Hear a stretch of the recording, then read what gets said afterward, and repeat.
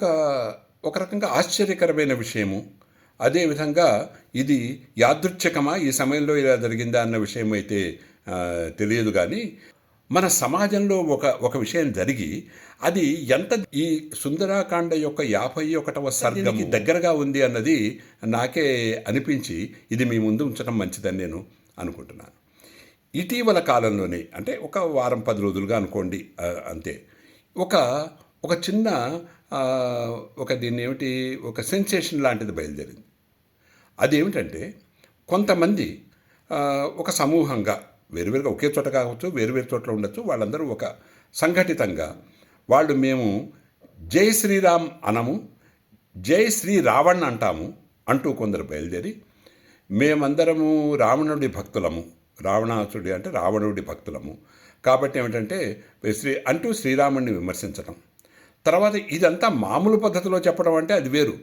మనం మామూలుగా ఏమిటంటే ఇప్పుడు హేతువాదులో లేకపోతే దేవుణ్ణి నమ్మని వాళ్ళు వాళ్ళ వేషధారణలో వాళ్ళు చెప్తే సరే, అది ఒక వాళ్ళ ఆలోచన సరళే అది అని ప్రతి వాళ్ళు కూడా దాన్ని మామూలుగా ఒక యాజ్ ఇట్ ఈజ్గా తీసుకుంటారు. కానీ వీళ్ళు ఒక కాషాయ బట్టలు కట్టుకుని ఒక దండం పట్టుకుని పీఠాధిపతులు ఎలా అయితే పెట్టుకుంటారో అలా పెట్టి ఇది మా పీఠం అని చెప్పి, అదొక పీఠం అని చెప్పి జై రావణ అని అనడమే మా స్లోగన్ అని ఇలా చెప్పడం మొదలెట్టారు అసలంటూ. ఇదే సమయంలో రావణుడికి హనుమంతుడు చేసే హితబోధ 51వ సర్గం దగ్గరికి మనం వచ్చాం. యాక్చువల్గా ఇప్పుడు అది జరగబోయేది 50వ సర్గం అయిపోయింది. 51వ సర్గం ఇది. హనుమంతుడు రావణుడికి సభలో చేసే హితబోధ. ఈ రెండిటి ఇక్కడ సమాజంలో ఉన్నది కోయిన్సిడెన్స్గా ఇది జరిగింది. ఇక్కడ ఇవి రెండు చూస్తే నాకు ఒక రకంగా ఇది ఎంత కోయిన్సిడెంటల్ కాకపోయినా ఎప్పుడో ఆయన చెప్పినవి ఇప్పుడు ఎలా ఇది సమాజానికి ఎంతకాలం పాటు ఇది ఈనాటికి కూడా ఇది ఆదర్శనీయం, ఆచరణీయం అన్న విషయము ఎంతో అసలు ఎప్పుడూ సమాజంలో జరుగుతున్న వాటిని దృష్టిలో పెట్టుకునే అదంతా అప్పుడు అదంతా జరిగింది అని నాకు అనిపించి చెప్తున్నాను. కొన్ని ఫండమెంటల్ విషయాలు దీనిలో చెప్దామనుకుంటున్నాను నేను. అందులో ముఖ్యమైన విషయం ఏమిటంటే రావణుడు సామాన్యుడు కాడు. అసలు ఆ సమయంలో, ఆ యుగంలో రావణుని అన్ని విషయాల్లోనూ మించినవాడు లేడు. నిజానికి ఎవరు మించినవాడు? అతను సకల శాస్త్ర పారంగతుడు, మహాభక్తుడు, ఎన్నో రకాలైన విద్యల్ని సంపాదించినవాడు, వరాలు సంపాదించినవాడు, ఎంతో ఘోర తపస్సులు, ఎవరూ చేయలేని తపస్సులు, అంటే మామూలు వాళ్ళు ఎవరూ చేయలేని తపస్సులు చేసి వరాలు సంపాదించినవాడు, ఈశ్వరుణ్ణి మెప్పించి వరాలు సంపాదించినవాడు. తర్వాత ఈ రకంగా ఎన్నో రకాలుగా రావణుడు చాలా గొప్పవాడు. అందులో ఎలాంటి సందేహము లేదు. అది నేనంటాం, మీరంటాం మాత్రమే కాదు, వాల్మీకి అన్నాడు. వాల్మీకి అనడమే కాదు, చాలా సందర్భాల్లో వాల్మీకి ఆ విషయమన్నీ ఎన్నో చోట్ల చెప్తూ అసలు రావణ సభలో ఒకసారి రావణుణ్ణి చూసిన తర్వాత, ఆ తేజస్సుని దాన్ని చూసిన తర్వాత హనుమంతుడే అనుకుంటాడు, అరే ఎంత తేజస్శాలి ఇతను, ఎంత శాస్త్రకోవిదుడు, ఎంత మహాభక్తుడు, ఇటువంటి వ్యక్తి అంత ఘోరమైన పని, పరస్త్రీని అపహరించటము అన్న ఘోరమైన పనిని, అలాగే కొన్ని దుష్టచర్యలను కనుక చేయకపోతే ఇతను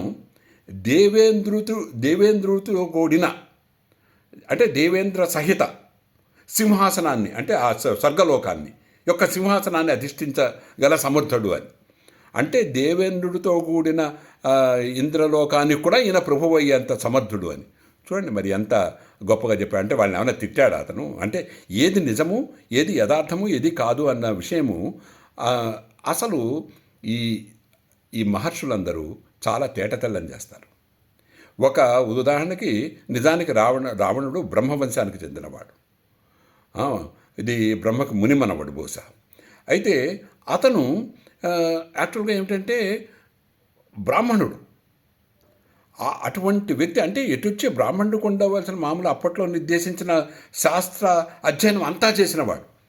అయినప్పటికీ రాక్షస గుణాలు ఏవైతే ఉన్నాయో, ఈ ఆ, ఇతర ఇతర కాంతల్ని పరకాంతల్ని అపహరించటం, పరకాంతల మీద కన్నేయటం, కామ క్రోధ లోభ మోహ మదమాశ్చర్యాలకి పూర్తిగా దాసుడతను. ఏ కామక్రోధ లోభ మదమాశ్చర్యాలని అధిగమించి తపస్సు చేసి అన్ని రకాలైన వరాలు పొందాడో, ఆ వరాలు పొందిన తర్వాత ఆ వరాల యొక్క ప్రభావాన్ని కామక్రోధ లోభ మోహ మదమాశ్చర్యాలకు ఉపయోగించాడు. అది పెద్ద గొడవ, అక్కడ జరిగిన విషయం అది. కాబట్టి ఎవరు రావణుణ్ణి ఏమీ ఇది చేయలేదు. అంటే ఏమిటంటే రావణుడి యొక్క గొప్పతనాన్ని గురించి ఎవరు తక్కువగా చెప్పలేదు. కాబట్టి అది చదువుతున్నప్పుడు విడిగా కూడా నన్ను మామూలుగా మీరు అడిగితే నేను మామూలుగా ఆస్తికుండి అనుకుందాం, ఆస్తికుండి భగవంతుని కొలుస్తాను అంత. మన సనాతన ధర్మాన్ని పూర్తిగా నాకు సనాతన ధర్మం మీద చాలా మక్కువతో పాటు అందులో ఉన్న శాస్త్రీయ విషయాలు ఏవి నిత్య జీవితానికి అది మనం అన్వయించుకోగలిగిన విషయాలు ఎన్నో కూడా నేను తెలుసుకోవడానికి ప్రయత్నిస్తూ వాటిని చెప్పడానికి ప్రయత్నిస్తూ చేస్తూ ఉంటాను. నేను చాలా సందర్భాల్లో ఆశ్చర్యపడే విషయం ఏంటంటే, రాక్షసులందరూ ఎవరైతే బ్రహ్మ వల్ల కానీ శివుడి దగ్గర నుండి కానీ వరాలు పొందారో ఎంత ఎంత పద్ధతుల్లో వాళ్ళు వరాలు పొందారు, ఎంత తపస్సు చేసి వరాలు పొందారు. సామాన్యులు ఎవరు అవన్నీ పొందలేకపోయారు కదా. కేవలం వాళ్ళే, అంటే ఎంత శక్తి ఉంటే వాళ్ళలో, ఎంత డిటర్మినేషన్ ఉంటే, ఎంత శక్తి ఉంటే వాళ్ళు వీటన్నిటిని ప్రకృతిని అంతటినీ నియంత్రించి, అంటే ప్రకృతి యొక్క దీన్ని ప్రకృతి వాళ్ళని యొక్క శక్తులకు కూడా పై అధిగమించి వాళ్ళు నిలబడగలిగి వరాలు పొందారు. మహాభక్తులు మరి అంటే పోనీ అంటే అది నేను చాలా అబ్బురపడుతుంటాను చాలా సందర్భాల్లో. కానీ ఏమిటంటే అవన్నీ పొందిన తర్వాత వాళ్ళు వాటిని తమ సొంతానికి మామూలుగా తమ సౌఖ్యానికి వాడుకుంటే పర్లేదు, పరుల్ని పీడించటానికి, ఇతరులకి నష్టం కలగజేయడానికి లోకకంటకులు, ఒక మాటలో చెప్పాలంటే లోకకంటకుల్లాగా తయారయ్యారు. ఆ లోకకంటకుల్లాగా తయారైనప్పుడు కూడా మొదట్లో వాళ్ళనేమి వెంటనే వాళ్ళు లోకకంటకులుగా తయారైన వెంటనే ఇది విష్ణుమూర్తితో ఎవరో వచ్చి, ముఖ్యంగా చాలా వాటికి విష్ణుమూర్తి అవతారాలు ఇస్తారు, ఆయన వెంటనే వచ్చి వాళ్ళని ఏం సంహరించలే. అది అలా ఏం చేయలేదు. ఎందుకనంటే వాళ్ళు చేసిన గొప్ప కృత్యాలు ఏవైతే ఉన్నాయో ఆ కర్మ యొక్క ఫలం ఏదైతే ఉందో ఆ ఫలమంతా చాలా గొప్పది. వాళ్ళు దుష్కృత్యాలు ఏవైతే చేస్తున్నారో ఇవన్నీ చేయగా దీనికి సంబంధించిన కర్మఫలం ఎప్పుడైతే అక్యుములేట్ అయ్యి ఇది దాన్ని ఆ కర్మఫలాన్ని, మంచి పనుల యొక్క కర్మఫలాన్ని అంతా వాళ్ళు మంచిగా అనుభవించిన తర్వాత, ఆ అకౌంట్ అయిపోయిన తర్వాత, ఇంకా దుష్కర్మలకి సంబంధించిన అకౌంట్ పీక్లోకి చేరిపోయిన తర్వాత అప్పుడు వచ్చి వాళ్ళని సంహరించారు. అది ఏ పద్ధతిలో ఒక పద్ధతుల ద్వారా వాళ్ళు పొందిన వరాలని బట్టి దానిలో ఉన్న ఏమిటి ఇవి ఎగ్జంప్షన్స్, లూప్ హోల్స్ ఏవైతే ఉన్నాయో వాటిని పట్టుకుని మొత్తం మీద వాళ్ళని సంహరించడం జరిగింది. ఇక్కడ చెప్పదలుచుకున్న విషయం ఏంటంటే వాళ్ళేం తక్కువ వాళ్ళు కాదు. కాబట్టి ఎవరూ కూడా ఇప్పుడు ఆ విషయం మనం కాదు చెప్తున్నాను కదా, ఇక్కడ రావణుడు గొప్పతనం గురించి వాల్మీకి మహర్షి చెప్తున్నాడు. ఇది ఈయన హనుమంతుడు కూడా తను అనుకోవటం మాత్రమే కాదు, ఈ హితబోధలో అవన్నీ వస్తాయి. 51వ సర్గంలో ఆయన ఏదైతే హితబోధ చేస్తున్నాడో వాటిలో ఇదంతా పూర్తిగా అతనికి చెప్తాడు, నువ్వు ఇంత గొప్పవాడి అయినప్పటికీ కూడా నువ్వు ఎందుకు ఇలా ఈ పని చేస్తున్నావు అని చెప్పి. ఇప్పుడు ఇంకొక చిన్న విషయం ఉంది, ఇది చాలా ముఖ్యమైన విషయం. ఇదేమిటంటే ఇది ఎవరైతే విమర్శించే వాళ్ళందరికీ కూడా వాళ్ళకి మనం డైరెక్ట్గా చెప్పడం అని కాకుండా తటస్థంగా ఆలోచించే వాళ్ళు అందరూ కూడా తెలుసుకోవాల్సిన, అంటే ఆలోచించవలసిన విషయం, కొత్తగా తెలుసుకునేది కాదు, ఆలోచించవలసిన. అదేమిటంటే రావణుడు సీతాదేవిని అపహరించి తీసుకెళ్ళాడు, దాచాడు, బాధలు పెట్టాడు. ఓకే, తర్వాత సీతాదేవి హనుమంతుడితో ఒక మాట ఉంటుంది వాళ్ళ మాటల్లో, అసలు రాముడు ఇంతవరకు కూడా ఇక్కడి దాకా కూడా రానవసరం లేదు. ఏమిటంటే ఆయనకున్న అస్త్రశస్త్రాలు ఎలాంటివంటే ఆయన ఉన్న చోటు నుంచి అస్త్రాన్ని ప్రయోగించి, అంటే ఒక వ్యక్తిని కనుక టార్గెట్ చేసి అస్త్రాన్ని ప్రయోగిస్తే అక్కడి నుంచి ఆయన అస్త్రాన్ని ప్రయోగించగలడు. కాబట్టి ఇంత కష్టపడి ఇంత దూరం కూడా రావాల్సిన అవసరం లేదు అన్నట్లుగా సూచనప్రాయంగా ఆవిడ అనడం జరుగుతుంది. కానీ అది కాదు. రాముడి వైపు నుంచి ఆలోచించండి ఒకసారి. మనం భార్యను ఇంకొకడు అపహరించాడు, బాధపడ్డాడు, ఎన్నో బాధలు పడ్డాడు. అసలే అరణ్యవాసంలో ఉన్నాడు, రాజు అయినప్పటికీ ఎన్నో బాధలు పడ్డాడు. వెతకటంలో ఎన్ని రకాలైన శ్రమలు, ఒక్కొక్కటి సుగ్రీవుణ్ణి కలవడం, అతనితో ఒప్పందం తర్వాత మళ్ళీ వాలి వధ, ఆ తర్వాత మళ్ళీ వెయిట్ చేయాల్సి వచ్చింది వర్షాకాలం వస్తే. ఇదంతా కూడా ఎన్నో రకాలుగా ఆయన చేస్తూ మనస్తాపానికి గురవుతూ అలా ఉన్నాడు. అలా అయినవాడు కూడా ఆయన వెంటనే చంపడానికి ఇష్టపడలేదు. ఇప్పుడు హనుమంతుడు వెళ్ళి హితబోధ చేశాడు, వచ్చాడు, అయిపోయింది. తర్వాత ఈయన వెళ్ళిన తర్వాత కూడా ఈయన ఇంత కష్టపడి వారధి కట్టి అక్కడికి వెళ్ళిన తర్వాత కూడా ఆయన ఏమీ ఇది చేయలేదు. ఆయన వెంటనే చంపడం అని కాదు, రాయబారం పంపించాడు మళ్ళీ అంగదుడిని. ఎవరైనా తన భార్యని ఇంకొకడు అపహరించుకొని తీసుకుపోతే ఇది వెంటనే వాడి మీద పగ తీర్చుకోవటం లాంటిది ఉంటుంది. కానీ ఇప్పుడు ఈయనలాగా ముందుగా ఇంకొక రాయబారం పంపించి అక్కడి దాకా వెళ్ళిన తర్వాత కూడా అంగద రాయబారం చేయించి చెప్పి నయానా భయానా చెప్పడం చేసి ఎంత చేసినా కూడా ఆ మొండితనంతో, ఆ తర్వాత రాక్షస మదంతో, మొండితనంతో అతను ఒప్పుకోక, అంటే దానికి సమ్మతించక యుద్ధానికి ప్రకటించి ఆ యుద్ధం ఇంకా అందరూ చేసినప్పుడు ఇంకా తప్పనిసరి యుద్ధకాండంలో తప్పనిసరి అప్పుడు యుద్ధం మాత్రమే చెయ్యాలి, చేసేస్తాడు. అయిందా? ఇంకొకటి చూడండి, అసలు ఆలోచించండి. ఎవరైనా ఇప్పుడు అట్లా విమర్శించే వాళ్ళు సర్లేండి, వాళ్ళు ఎంత చెప్పినా వినరు, అది వేరే విషయం. అందరూ మామూలుగా ఆలోచిస్తే తటస్థంగా ఉన్న వాళ్ళైనా కనీసం ఏంటంటే ఇవన్నీ ఆలోచించడానికి అవకాశం ఉంటుంది. మొత్తం మొండి వాళ్ళని ఎవరు ఏం చేయలేరు. తటస్థంగా ఉన్నవాళ్ళు చాలామంది ఉంటారు, వాళ్ళు కనీసం ఇది ఆలోచించవచ్చు. వాళ్ళు కూడా ఏదో కొంతమంది వాళ్ళు ఏదో కొంచెం లాజికల్గా చెప్పగానే ఏదో విని సరిగ్గా ఇన్ఫర్మేషన్ లేక అది నిజమేనేమో అనుకునే వాళ్ళ కోసమే ఇదంతా. చూడండి, అది అయిపోయింది. రావణుడిని చంపాడు, తీసుకొచ్చాడు, సీతాదేవిని లంకకి తీసుకొచ్చాడు. ఏమన్నా సుఖపడ్డాడో చెప్పండి? ఏ రావణుడైతే అపహరించుకుని సీతని తీసుకెళ్ళి ఆవిడని అంత బాధలు పెట్టి అంత చేశాడో, అదే ఆ దుష్కృత్యం వల్ల అది అపనిందగా పడి, తను ఏమిటంటే రాజు కాబట్టి రాజు అపనిందకి ఇది చేయరాదు, అపనిందని సహించరాదు కాబట్టి తను రాజుగా కంటిన్యూ అవ్వటం తప్పదు. కాబట్టి ఇదంతా మరొకసారి చెప్తాను. ఏంటంటే సీతాదేవిని అరణ్యంలో ఎందుకు వదిలేడు అని ఈ కుహనా మేధావులను, వామపక్షవాదులు అందరూ చెప్తూ ఉంటారు కదా, అసలు రామాయణం చదవకుండా డీప్గా, లేదు చదివిన దాన్ని ఏదో ఇది చేసి, అంటే వక్రభాషణ చేసి వాళ్ళు చెప్తుంటారు కదా. అందువల్ల దాని గురించి తర్వాత చెప్తాను, నా భావన నేను చెప్తాను. ఇప్పుడు ఏమిటంటే ఇంత చేసి ఆయన వెళ్ళిన తర్వాత మళ్ళీ రావణుడు చేసిన దుష్కృత్యానికి తన అమితంగా ప్రేమించి ఏకపత్యవ్రతుడు తన భార్యను వదిలేయాల్సి వచ్చింది. ఎందుకు? తన ధర్మం కోసం, రాజధర్మం కోసం. చూడండి ఏమిటి ఆయన బావుకున్నది. అయితే ఆయనని ఎందుకని ఇప్పుడు విమర్శించడంలో అసలు ఏమైనా అర్థం ఉందా? తన భార్యను తీసుకెళ్ళిన వాడిని వెళ్ళి నయానా భయాన చెప్పి రాయబారాలు పంపించి నువ్వు జస్ట్ తీసుకొచ్చి వదిలితే చాలు, నేను క్షమించేస్తాను, మనం అంతా మర్చిపోదాం, ఇదంతా మర్చిపోదాం, నేను నీ భార్యను తీసుకొచ్చి వదిలితే చాలు అనేంత పద్ధతిలో అంత ధర్మము పాటించిన వ్యక్తి ఇంకా తప్పనిసరి చంపేసి వచ్చిన తర్వాత, ఆ తర్వాత చంపిన తర్వాత కూడా ఆయన చాలా ప్రతి చోట రావణుడి యొక్క గొప్పతనాన్ని ఎప్పుడూ కూడా ప్రశంసిస్తూనే ఉంటాడు.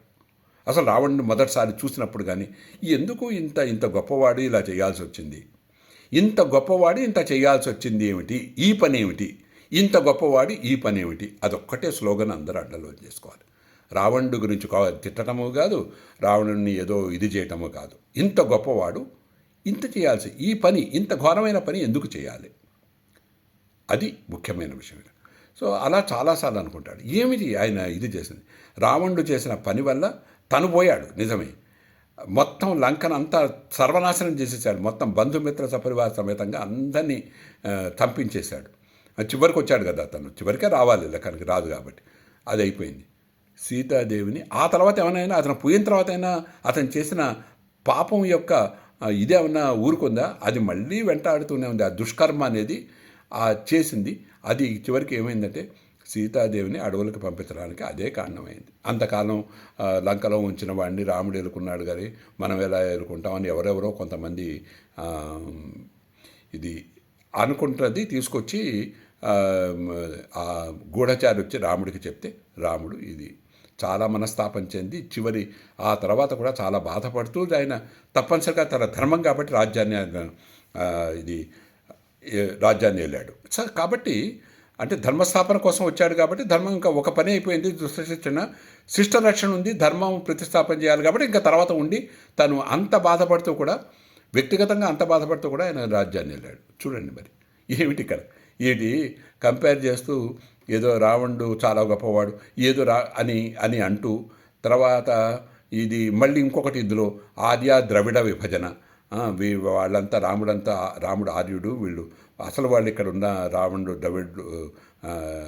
ద్రావిళ్ళు, ఆ రాముడు వచ్చి వీళ్ళని ఇచ్చేశాడు. ఇదంతా ఏమిటంటే యాక్చువల్గా ఇది మనకి మానవుల్లో ఒక కక్షల్ని ఇది వేర్పాటువాదాన్ని చేయడానికి కొంతమంది చరిత్రకారులు చేసిన ఒక కుట్ర. అంటే వాళ్ళ ఇష్టం కోసం వాళ్ళు చేసిన చరిత్రకారులు ఎప్పుడు కూడా వాళ్ళ ఇష్టం కోసమే వాళ్ళు కుట్ర చేస్తూ ఉంటారు. లేకపోతే ఏమిటి ఎంతోమంది దేశభక్తులు చాలా గొప్ప వాళ్ళని వదిలేసి స్వాతంత్ర సమరయోధులు ఎంతమంది తెలుసు గొప్ప గొప్ప వాళ్ళు మనకి 2-3 ప్రొజెక్ట్ చేస్తారు. అది చరిత్రకారుల వాళ్ళ యొక్క వాళ్ళ దుర్నీతి అనుకోవచ్చు. సరే వదిలేయండి, అది వేరు. అయితే ఇప్పుడు చెప్పొచ్చేది ఏమిటంటే ఈ రావణుడికి చేసిన హితబోధ వింటే మొత్తం తెలుసు. ఏమిటి రాముడు ఎంత గొప్పవాడు, సరే నువ్వెంత గొప్పవాడు, నువ్వు చేసిన పని ఏమిటి, ఈ చేసిన పని యొక్క పర్యవసానం ఏమిటి, ఇది ఏమిటి, ఇదంతా చెప్పడం ఏదైతే ఉందో ఇందులో మొత్తము అదంతా గనక వింటే ఎవరైతే రావణుణ్ణి రామాయణంలో తక్కువ చేశారనో, రావణుణ్ణి మనం పూజించాలనో ఇవన్నీ అనుకునే వాళ్ళందరికీ కూడా ఈ పర్టికులర్ 51వ సర్గం ఏదైతే ఉందో అది రావణుడితో హనుమంతుడు మాట్లాడినది అసలు అత్యద్భుతం. అది అందరూ కూడా పారాయణ చేయవలసింది, రోజు వినవలసింది. సాంస్క్రిట్ తెలిసి చదవగలిగిన వాళ్ళు మూలాన్ని తీసి పారాయణ చేయొచ్చు. లేదంటే వినదలుచుకున్న వాళ్ళు ఇప్పుడు నేను చెప్పింది ప్రతి ఒక్క శ్లోకానికి అర్థాన్ని చెప్పడం కాకుండా కథాగమనంలాగా వస్తూ అన్ని శ్లోకాల సారము అది దాదాపుగా అన్ని శ్లోకాలు అందులో కవర్ అవుతాయి. కాబట్టి అది విన్నా కూడా అర్థాన్ని విన్నా కూడా అందులో నా సొంత భావన ఎక్కడా లేదు. ఇప్పుడు నేను సొంత భావన వేరుగా ఎందుకని చెప్తున్నానంటే ఇప్పుడు నేను చెప్పే అందులో ఎక్కడా కూడా సొంత భావాన్ని జొప్పించడం నాకు ఇష్టం లేదు. ఉన్నది ఉన్నట్లుగా అది చెప్పడమే నా ఉద్దేశం. కాబట్టి ఇప్పుడు ఈ రకంగా ఇప్పుడు అందరూ కూడా దాన్ని అలా విని దాన్ని గ్రహించి దాని ద్వారా అందరం కూడా మనం ఒక రకమైన ఎన్లైట్మెంట్ పొందటం చాలా అవసరమని, భక్తిభావంతో పాటు మనకి మార్గాల్లో జ్ఞాన మార్గం కూడా ఒకటి, భక్తిభావ మార్గంతో పాటు. దీనికి అవి గొప్పే కావచ్చు, కానీ సందర్భాన్ని బట్టి దేన్నైనా మనం వినియోగించుకోవచ్చు. మనకి భక్తి లేదు అంటే నమ్మము, పోనీ జ్ఞాన మార్గం అందులో ఉన్నది ఏమిటో గ్రహించు, దాని ప్రకారం నువ్వు ఫాలో, అది చాలు. ఏ మార్గానైనా అనుసరించవచ్చని ఆయనే చెప్పాడు భగవద్గీతలో. కాబట్టి ఈ రకంగా దీని ద్వారా తెలుసుకుంటారు అందరూ అని మనమంతా కూడా దాని ద్వారా మనం ఎన్లైటన్ అవ్వాలని చెప్తూ ప్రత్యేకించి అందుకోసమే దాన్ని వేరుగా ఒక సర్గ కింద దాన్ని ప్రజెంట్ చేయడం జరుగుతుంది. త్వరలోనే అది ఆ సర్గని మీ ముందు ఉంచడం జరుగుతుంది. కాబట్టి అందరూ దాన్ని ఫాలో అయ్యి ఇక ఈ రకమైన నేను ఇది ఎందుకు చెప్తున్నా అంటే తటస్థుల కోసం, బాగా మొండితనంగా వాదించేవాడని నాస్తికత్వం ఉన్నవాడని మనం ఏం చేయలేం. లేదు బాగా ఆస్తికత్వం ఉన్న వాళ్ళకి మనం కొత్తగా చెప్పేది ఏమీ లేదు. తటస్థంగా ఉండే అంటే వాళ్ళకి దాని గురించి ఏం తెలియకుండా మనం లాజికల్గా కనుక ఉంటే అందులో ఏముంది విషయం, ఇది ఉందా, ఉంటే బాగుంది సరే అనేలాంటి పరిస్థితుల వాళ్ళే ఎక్కువ మంది ఉన్నారు. ఆ తటస్థులని అసలు విషయాలు తెలియజేయటమే నా ఉద్దేశం. కాబట్టి ఈ రకంగా నేను అందరికీ కూడా మనవి చేసేదంటే జాగ్రత్తగా విని దాన్ని వీలున్నంత ప్రచారం చేసి, అంటే ఇందులో ఉన్న భావాన్ని ప్రచారం చేసి అందరము ఎన్లైటన్ అవుతూ రామాయణం యొక్క ముఖ్య ఉద్దేశం ఏదైతే ఉందో అంటే ఒక ఎన్లైటెండ్ సొసైటీని మనం స్థాపించాలి. రామరాజ్యం అన్నా, రాముడి భావన అన్నా, హనుమంతుడి తత్వం అన్నా అంతా ఒకటే. ఆ రకమైన ఎన్లైటెండ్ సొసైటీకి మనం కూడా ఒక బాధ్యులు అవ్వాలి, మనం కూడా దానిలో పాలు పంచుకోవాలి అని మనవి చేస్తూ నమస్తే.